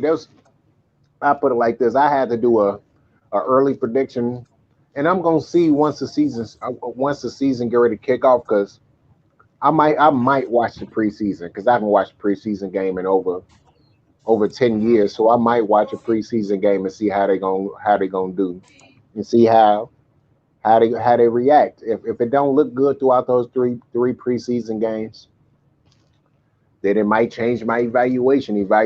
The wins might go down, it might go up. I don't know. So hopefully the wins will go up. So that I can have a big ass. I might do a face reveal every video. Just hey, look at this. You see me, nigga. Be on top of it. So I don't know. Yeah, like you said, it was early, but Hello, I'm sorry, dude. I had to step out for a sec. oh, you good? You good?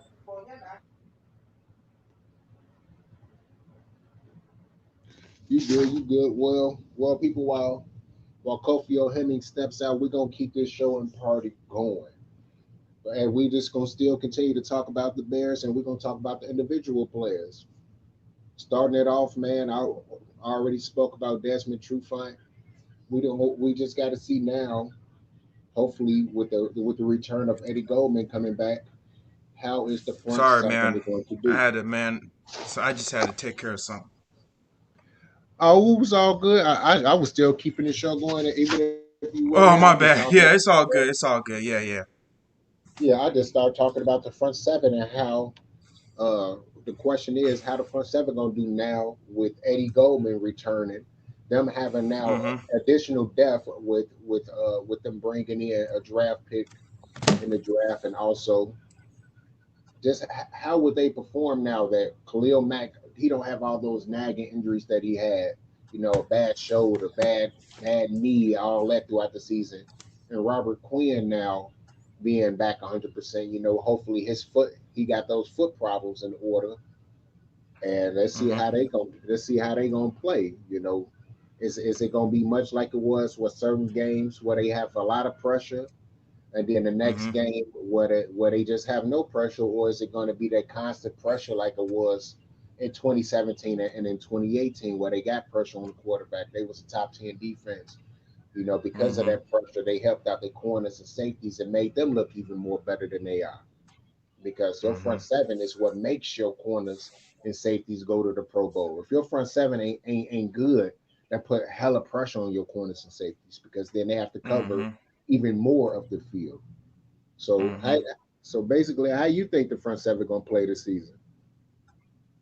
Uh, I gotta see what Sean decide. I mean, he of course he comes from the Vic Fangio tree, and with Vic Fangio, he kind of ran like a 3-4 defense, and he kind of brought a lot of pressure up the middle, like especially like with Eddie Goldman. People don't understand how much Eddie Goldman was a factor in that 2018 defense being so successful. Like because him and Akeem Hicks, like they would clog up like the middle of the defense, and that would free up Khalil Mack, and it will also free up Leonard Floyd to go after the quarterback. And so the fact that what's his name Eddie Goldman's gonna come back, I think is gonna. I don't know if it'll be top 10, but I definitely see that they'll be better than it was last year because last year we were just average. We were just middle of the road. I think we're like 15th and 16th in run defense. And with Eddie Goldman, like when he was in 2018, we were number one, and like in 2019 we were at least top 10. So I kind of have to see. I can't really kind of give too much of an answer. I have to see, man, because Eddie Goldman, he took a year off and he needs to get up to playing speed. He's got to do well in OTAs and preseason. I got to see how he plays it out. Because he already missed the season, so he has to get into football shape. Yeah, that's true. That is true. I agree And with and everything you and said. not only that, Akeem Hicks, he's also dealt with some injuries.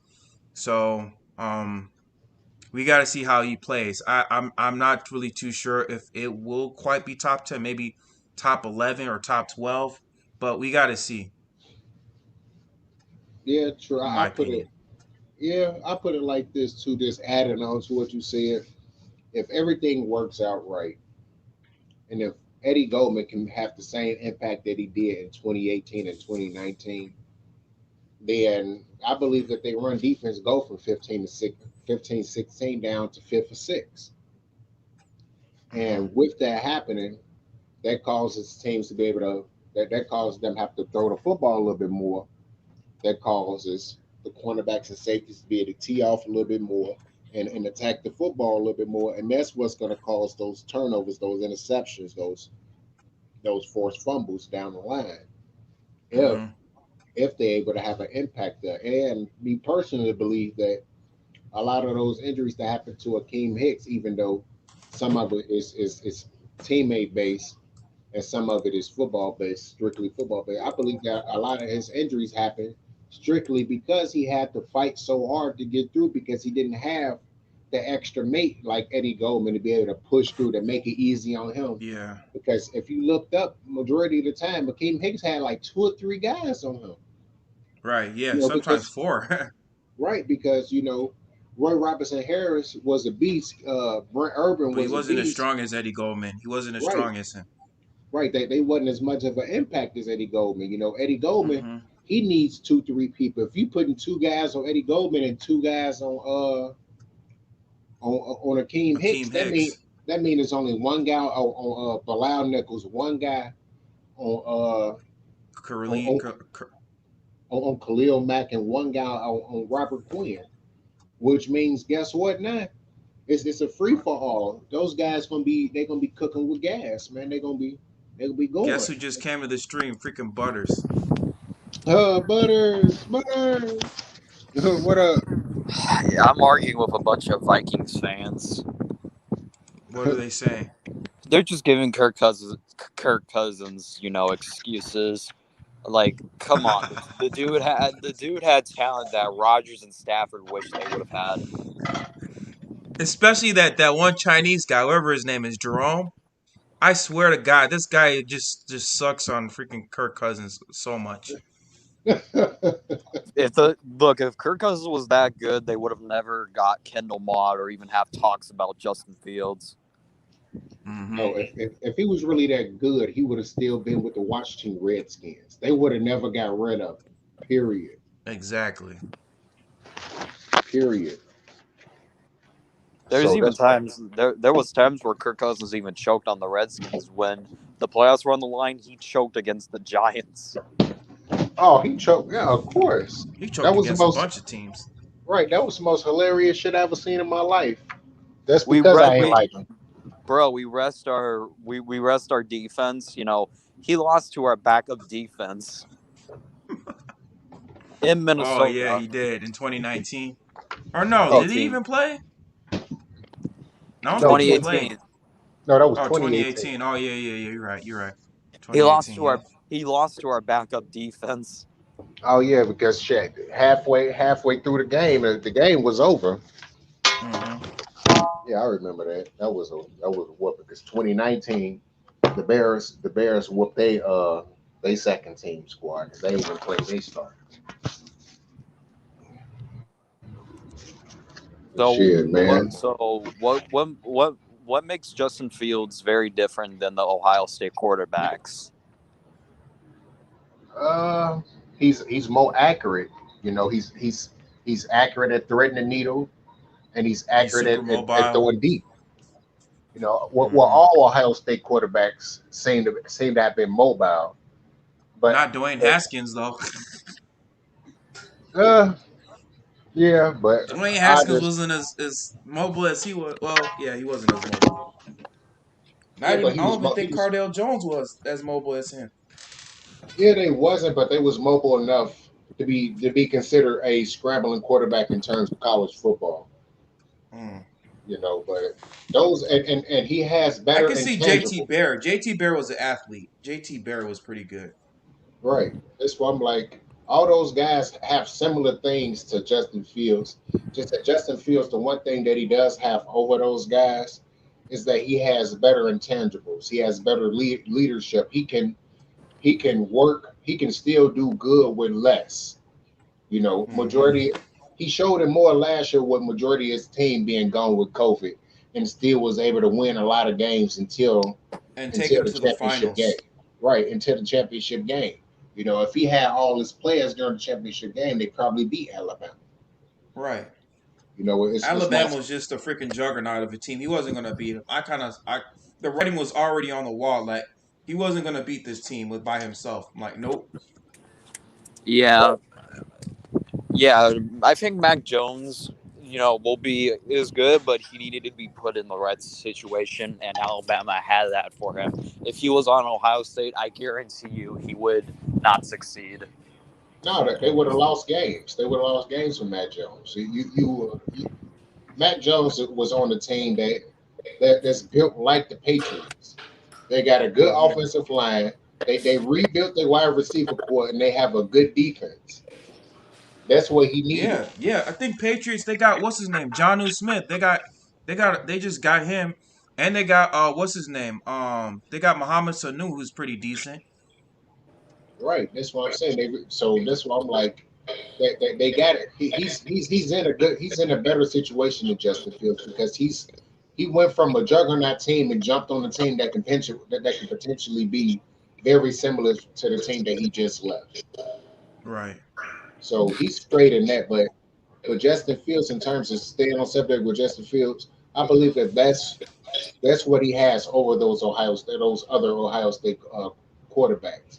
The fact that he can still win with less, and his leadership, and also being able to thread the needle better than those guys and be more accurate than those guys is what's going to help him in the NFL. But the But question is he going to be an MVP in a few years? I picture him as Josh Allen with Stephon Diggs. that's only if Allen Robinson is able to Time will stick tell for around. me. Right. That's why I'm like, if he wins MVP, will I be shocked? Absolutely, because of course the Bears ain't never had no I goddamn wouldn't be MVP. shocked if he won MVP just by his intangibles. Or It's he's just even in the the only conversation. thing is about him.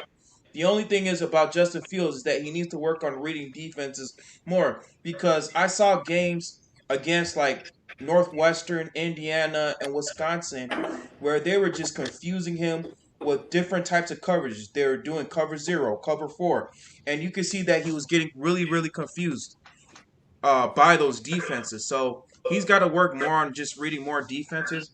He's also got to work on just some of his throwing mechanics because sometimes when he's throwing on the run, he can kind of shift his leg or he can kind of get hesitant. So that's some of the things that he kind of needs to work on. Also, here's an interesting stat. Justin Fields has a quarterback rating of 95.4 when he has a clean pocket. That's excellent. It's pretty Yeah, damn good. he's good. Let's let's hope that can transition over to the pros. You I know, just hope. 'cause, yeah. So that's all I'm saying about that. Let's hope that can transition right to the NFL because I do know he gonna throw a lot of picks early on. He's gonna do Yeah, that. he might throw picks, but I have a feeling like the reason why he couldn't succeed with Ohio, he did succeed, but reading a defense is kind of like I've explained about pocket awareness and shit like that with throwing the ball with confidence. What good can it do if you're throwing the ball and receivers dropping it? Yeah. Doesn't do you any good. No, it don't. Shit, I remember that with Michael Vick when he had Roddy White and everybody. He'd be and Dez White and the rest of those guys. He'd be throwing the ball. They'd be wide open, and it just fall right out of their hands. They have Like no You know, range. I see Trubisky throw a beautiful ball and Javon Wims just drops it. yeah. Oh, Well, we all shit, know we that can. game. Well, shit, we can say the entire 2019 season was like that. Shit, that whole 2019 Especially season. freaking Anthony Miller dropping so many passes in 2019, and Him like and Tariq even Tariq Cohen. Cohen, Tariq Yes, Cohen dropped passes a lot of them. a whole lot, So a that's lot. yeah. No, so that's the reason why I made that. Well, of course, you know, KO. That's Yeah, why I you made made that that video. I video saw that video. right about the reason why the Bears should keep him at that time. Shit, just because of that. I'm like, man, get the fuck out of here with that. So yeah, but we've already seen what happened if the team dropped the ball tremendously. You know, it affects the offense. It can kill momentum just like that. Hmm. So I'm like, hopefully that doesn't happen. And with this new receiving core coming in, With already the existing receiving core that's there, with the bright spots being Darnell Mooney, only one drop last year. Allen Robinson, I think only two drops last year. Having those two guys as a starter, having Marquise Goodwin, Daz Newsome, hopefully Riley Ridley, Anthony Miller if he can get it together. That's an excellent receiving core right there. And that's not counting Jimmy Graham and Cole Kmet.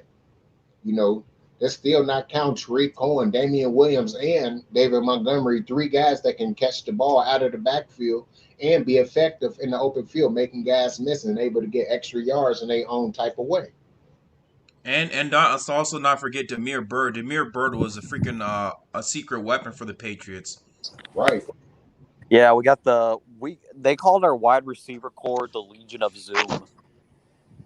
Delusion of This Zoom. Yeah, the Legion le- of Zoom.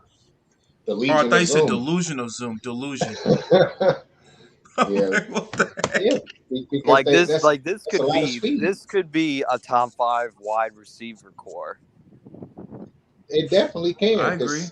because everyone got hands, everyone got fantastic skill sets. They can do a lot of things on like everyone know when Daz Newsome, Can he do. the king he the king of the end rounds. Murders people when he do end rounds. He can He burn out people. Burn them. yes. Like You know, all this depends on Justin Fields. I think he could do. I think he can. He's shown that he can be, athletic with less. But all he needs is one wide receiver. This number one wide receiver, which is Allen Robinson and Darnell Mooney, and he's going to be in the MVP conversation. yeah, but it all depends on how well he performs in this training camp. And if he able to outperform Andy Dalton in the In the preseason, if he preseason. Yeah. outperforms him like substantially, it's like looking at what Russell Wilson did with Matt Flynn. Matt Flynn was supposed to be the starter for Seattle Seahawks. Russell Wilson rookie year, but because he outperformed Matt Flynn in the preseason and in training camp, he was a starter. It can happen the same thing with Justin Fields. So hopefully that does happen, and if he And plays plus, the entire season, it's gonna be great. Andy Dalton is willing to learn Justin Fields, unlike Mike Glennon. Yeah, of course, because Andy Dalton is he's more secure about himself. He's a veteran. He's been in the league for a long time. He's played. He had success in the league in the regular season. Of course, we know his record in the postseason, but he's had success in the regular season. He's been to the playoffs. He's won plenty of games. He knows that his legacy, for the most part, is secure. So he don't have to try to undercut nobody. Mike Glennon, he didn't have no legacy. He had a bullshit season with the Buccaneers where he threw 28 touchdowns and I think 12 picks, and they still won only like 6 games. So it was like he didn't even have no legacy to start off with. So I expected somebody like him to try to throw somebody under the bus or try to cut their legs from under them to try to get ahead. So that's like it's a totally different situation compared to that. So you have anything you want to speak on that, Kato? Hey, Butters, you need to get from outside. That wind blowing hard as hell in Florida, bro. Yeah, I'm outside right now. Yeah, that wind blowing super hard. Yeah, it should stop. Okay. But what do y'all think about it? I'm sorry. Based What on were what I y'all just saying, said. man? I'm sorry. I'm gonna end the stream soon in like a couple minutes. I gotta take care of some stuff. But Oh, it's all yeah, good. let's just finish our thought. Let's just finish our thought, and we'll just go from there. Okay, then. So basically, what I was saying was, if Justin Fields is able to replicate what Russell Wilson did in 2012 between him and Matt Flynn, how well do you think the season will play out? On top of that, Butters said that Andy Dalton is willing to help Justin Fields much more than what Mike Glennon was able to do with Mitchell Trubisky. I had said originally that it's a different situation between between Mike Glennon and Andy Dalton because Andy Dalton already had success in the NFL. In the regular season, of course, he didn't do well in the postseason, but his legacy is secure. He had won plenty of games. He's been to He went he's to been four he's been to playoff Pro Bowl. games with the Right, team. right. He's had a lot of success. Mike Glennon didn't have no success. He had a bullshit year with the Buccaneers. Still only won 6 games. I think he threw for almost 4,000 yards, 28 touchdowns, 12 picks. Only won 6 games. So when he got to the Bears, of course, I expected him to try to throw Trubisky under the bus early or try to cut his legs from under him to try to get ahead because he didn't have no legacy. He still have no legacy. He's known as a shitty quarterback. So of course Mr. I Giraffe expected that. neckhead ass. Right, basically long neck ass motherfucker. So that's why I'm like, I expect that. So that's why I'm like, what is your expectations with everything I said with what I said and what Butter said, basically with Andy Dalton being I able would to I would help say out Justin this. Fields. I would say this. If Andy Dalton is willing to uh, help groom Justin Fields, Um, and even if Justin Fields, if it's like kind of like that situation with Russell Wilson from the jump street, if Andy Dalton is willing to kind of help to groom him to be a better quarterback, and if Justin Fields kind of lives up to his potential, I could see this team going maybe 12 wins, 12 or 13 wins max at max if he maximizes his potential, you know. Also, But no one will mention this, but Mahomes did have to learn under Alex Smith. mhm, Yeah, he did have to he take a did. whole year. That's how I Yeah, know pretty that. much a whole year. Yeah, until that That's how last I know game. that. Yeah. That's how I know that if Mahomes would have played for the Bears, ain't no telling what his career would have been like because he would have been thrown in immediately because he would have been right behind Michael Leonard. He had John Fox as a coach that didn't want him either. So they probably would have tried to do him the same way. And the following year, he probably would have had similar success to Trubisky, if not slightly better, because he is a better thrower than Trubisky. And then hmm after that, we don't know what the hell would have happened because the coaching situation. Because he was a project as well, same as Trubisky. He was a project. Right. So And that's what I'm like. Kofi, you look like a WWE reject. Never Yeah. forget what Fizz Vegas said. He said Oh I look yeah. like a WWE reject. Yeah. That's what you recently just said. You remember on the live stream? I don't Oh, that remember that. bullshit. He wasn't there to really listen to that shit, but yeah, fuck Yeah, them I didn't niggas. see it. Fuck them All niggas. I know is that he's a delusional Giants fan. That's all I know. He just wants his top five pick, man. If it Yeah, was the Exactly. Cowboys, he would have us at a different And record. he's a LeBron dick sucker. Yeah, yeah. he's gonna be sucking his dick when LeBron wins the champ. He's gonna be slurping on it. That's if they win it. Matter He'll of be fact, like, what LeBron, I is the love record? you. I love you, LeBron. I love you. I'm like, dude, get the hell out of here. What Saying what he's is better than Jordan. what is the record right now for the Lakers and Suns? Is they 1-1 or Two what? What's going on? one. They're 2-1 right now. Okay. Hey, the Suns had the chance to do their thing. I don't know if it's gonna happen or not. The Warriors had the chance to put them out, but shit, we all know what happened with that. The refs made sure the Yeah, Lakers won that. those Because you want to know referees, why you they know how want they are. KD. They want KD and LeBron in the finals. They do. Yeah, but it's not like LeBron gonna be guarding KD every time. KD will go right past him. He gonna be cursing at his teammate to stop him, like he did Yeah, when he was with Cleveland. KD is a far better athlete than LeBron. I wouldn't say a better athlete. He a better. I don't know about He's a that.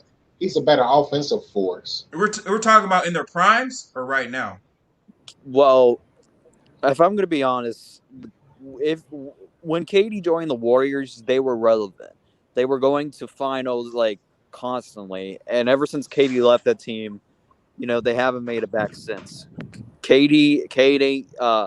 Curry was just overrated until Kevin Durant came on, and then the Warriors were constantly championship contenders every year. Yeah, but they won a They championship were still without championship KD. contenders before KD. Right. KD just made their ass OP as fuck. Yeah, you made them Like, OP, right?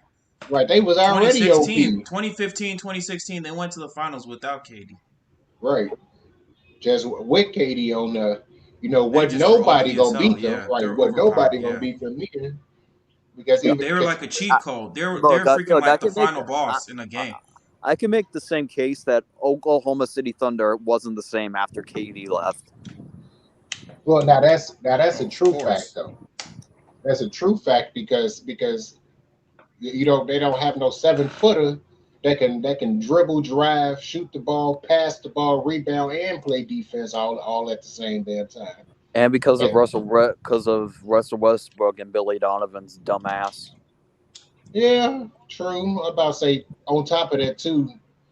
To me Let's not personally, get into Billy Donovan. Oh my gosh, that freaking bull season, travesty, if freaking travesty.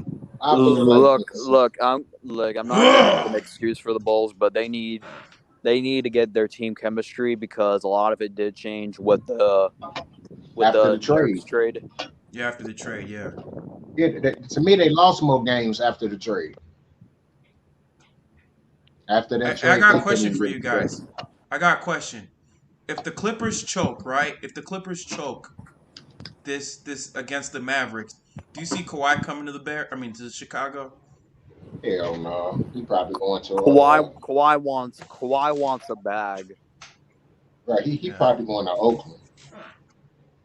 Oakland. Oakland. Yeah, He going to the Warriors. yeah. Oh,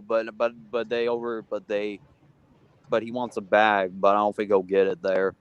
If he wants to go to the team, it's probably yeah, but I wouldn't say Chicago because we do have we will basically And be we still got contend. to pay Zach Levine too, if I'm not mistaken.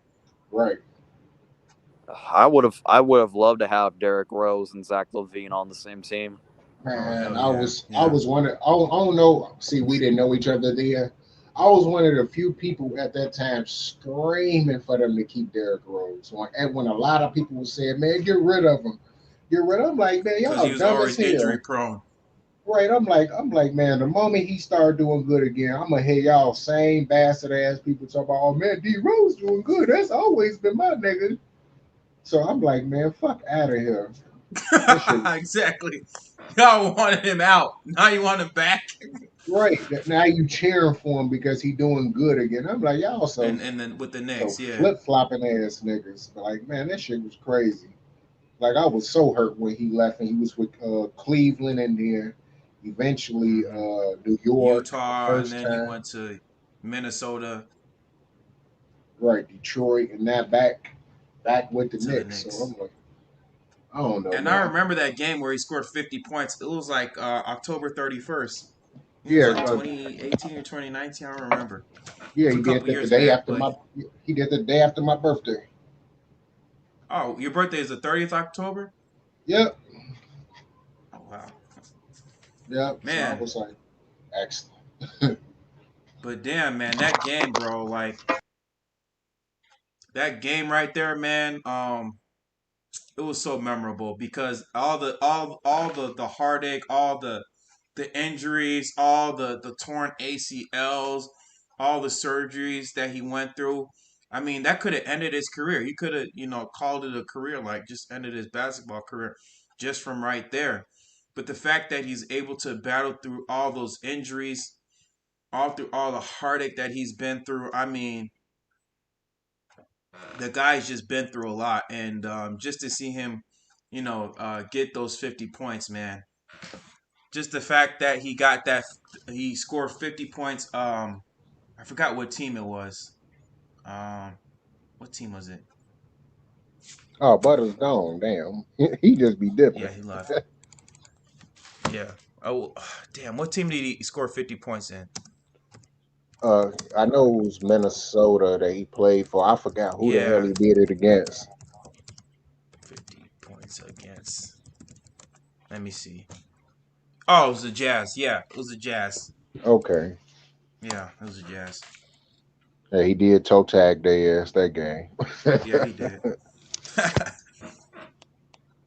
Yeah, man, I just didn't get it. What the way I don't know, man. People be flip flopping like a motherfucker. They love you Yeah, one moment, then the moment you down, they hate you, and then the moment you start doing your thing again, they love you again. I'm like, motherfuckers they be throwing exactly. me off with that shit. When you start shining, people want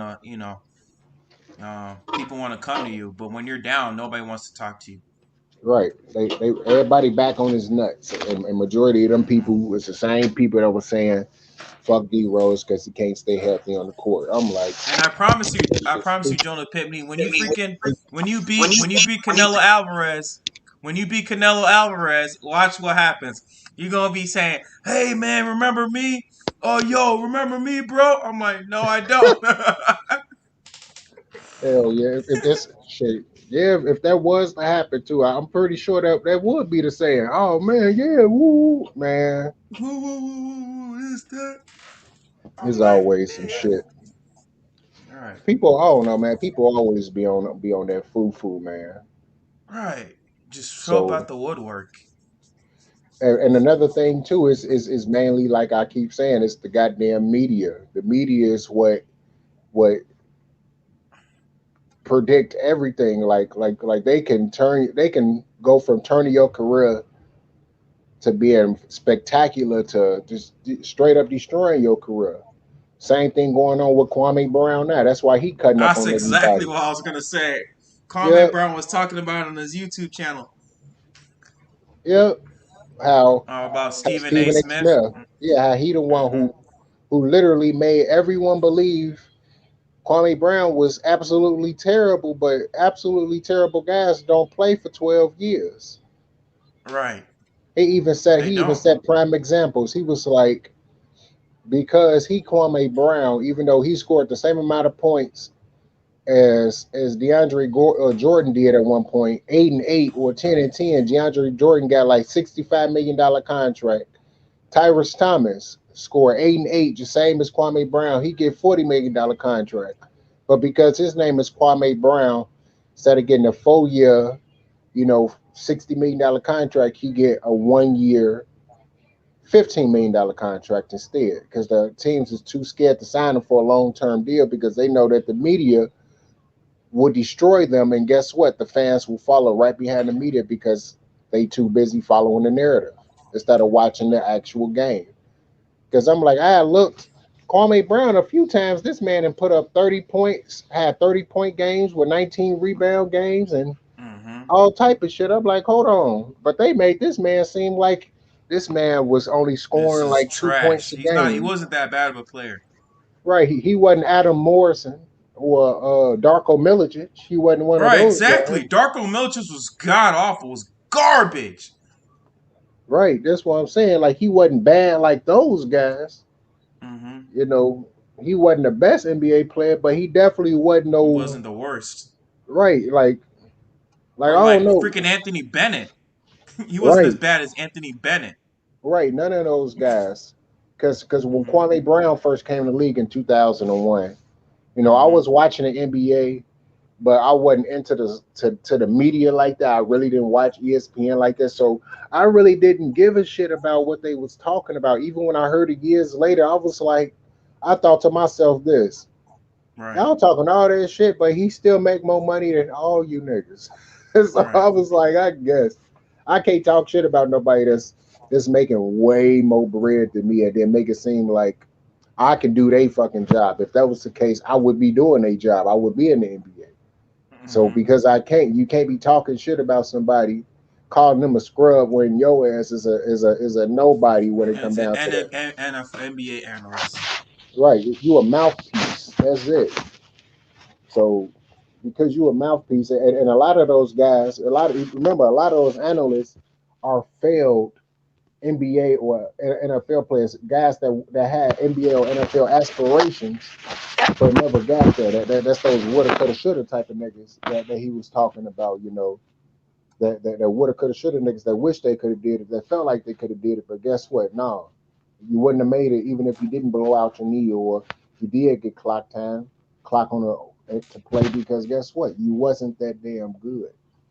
Hmm. It's Kwame Brown put out a stat before. I think only like what less than 1% of college seniors go to the NBA, and it's like point 0.5 high school seniors go to college and be productive in college, good enough to make it to the NBA. And Hmm. then the amount of players that actually is successful in the NBA is even smaller of a margin. So it's like, come on, man. It's very And hard to just the do. fact that he's played that long, that's an accomplishment. 12 years. Right, right. I'm like, he can't be that bad if teams kept trying to resign him, kept bringing him around to play. Hmm. You know, you have to be pretty ass not to be able to play in the NBA. And like I said, we seen that already. Adam Morrison, Darko Milicic, Anthony Bennett, Drew Brown. I mean, not Drew Brown, but D Brown that D played Brown, yeah. that played for Illinois back when. Freaking Jimmer Fredette. Right. That's why I'm like all these guys, man. That's why I'm like I don't know. He putting it out there. He letting motherfuckers know what to do. Like, hey man, go fuck yourself for the most part. You know, and everything. They and it's funny how everyone try to attack him, and then when he tell the truth about what's going on, now motherfuckers want to get physical. They want to do this. Oh, I send people your way, all this and this and that. What you think? He can't send people either. That's why I be like, motherfuckers goofy. They it's like Steven Jackson. Based on the What did he say information, about him? What did he say based on the about him now? information that's Did he out talk there. about in all the smoke podcasts? No, I'm talking about just Kwame Brown talked about it, and some other guy had the information posted too. First, Steven Wait, Jackson said what did Steven Jackson say about Kwame Brown? he basically was saying like this. Well, me and you can meet up man to man, and we can do this shit. Fighting hand to hand because it's too easy to pay somebody to touch you. And then right after that, when Kwame Brown said something else to him, then all of a sudden he switched up and said, "Oh man, we got I can have some people go out there and get your ass." I'm like, "What the fuck? That's ass backwards, ain't it? Like, what the fuck? Right. Now, like, keep in mind, I don't know, Man, we don't know none of these he's a niggas. punk, man. He's a punk. Now, I was just gonna keep it in perspective. Now, keep in mind, we don't know none of these niggas when it come down to it. But at the same time, if all the information is getting put out there, how can you say first, let's meet up, we can squad up one on one. You can bring as many people as you want to make you feel safe, but I come solo. I'm a man about mine, and then turn around and say, oh, I have a whole bunch of people come touch you. Like, what the fuck? He a punk. He's a punk. Like that sound hoish to me, man. Right. You know, He's a hoe, man. He's a punk. you He know, a I wouldn't sucker. I wouldn't say it completely a hoe because he did whoop Right. a whole bunch of people during that do that Malice in the Palace type of incident, but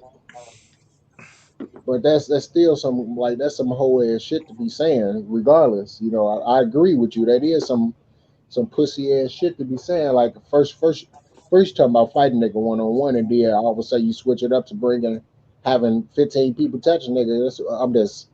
I'm exasperating the number of just saying the number of Right. people that it could be.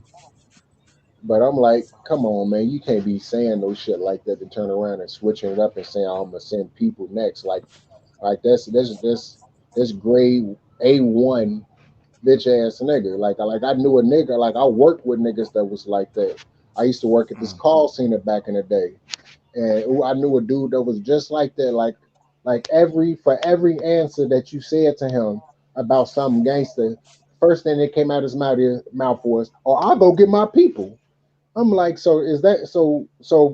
What's gonna happen when you fighting one on one, dude? Is gonna be whooping your ass. You just be screaming out, "I'm gonna get my people." Then what? Like, no, make no sense. You can't defend yourself.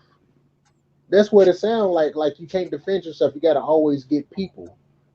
Hmm. And a lot of people ask, like I ask, it's gonna be some bitch ass. Like we gonna be like, nigga, that's some bitch ass nigga shit. But guess what? It's a lot of niggas in this world that think this shit. That think that's cute. Like, yeah, yeah, yeah, do that. So I'd be like, I don't know, man. It's in that situation alone, it's kind of like I don't know. It's kind of bitchy. The best Yeah, way it to put is. But anyway, man, I'm about to end this stream, man. Guys, thanks for tuning in, man, to the Main Event Podcast, episode 5. Stay tuned for more videos. But yeah, y'all take it easy and y'all be cool. I'm out. All right, people.